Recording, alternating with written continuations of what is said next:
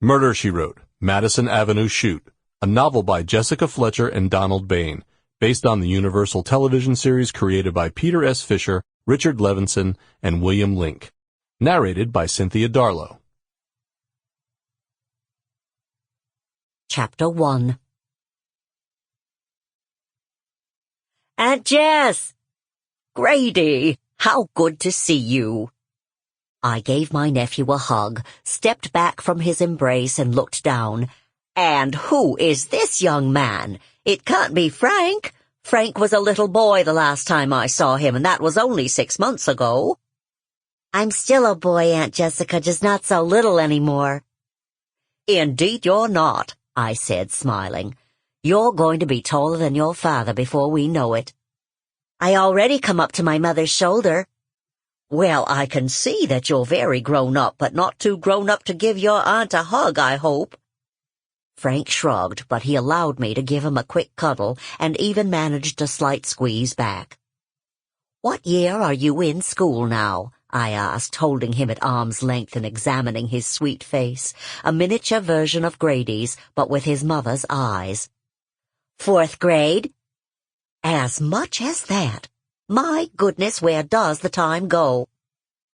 Excuse me, Aunt Jess, what does your bag look like? Grady asked. I turned to peruse the baggage moving toward us on the conveyor belt. Brown tweed with a red ribbon on the handle. I think I see it now. Yes, there it is. We were at a crowded luggage carousel in LaGuardia Airport in New York. My flight had originated in Dallas. I'd joined it in Chicago, where I'd been attending a conference. Before I returned to Cabot Cove, I was stopping off in the city for some business meetings, but more important, to visit with my nephew, his wife Donna, and my pride and joy, my 9-year-old grandnephew Frank, named for my husband, who had died many years before this child was born. I can get it, Dad, Frank said, pushing his way in front of others waiting for their bags. Wait, Frank, it's heavy, I said. Hold on, sport, Grady said, following his son. I got it! Frank grabbed onto the handle of the suitcase, but the weight of it threatened to pull him into a crowd of my fellow passengers. Grady reached over his son and wrestled my bag off the carousel, nearly knocking over a large gentleman in a 10-gallon hat and intricately inlaid turquoise and black cowboy boots. What the heck do you think you're doing, man?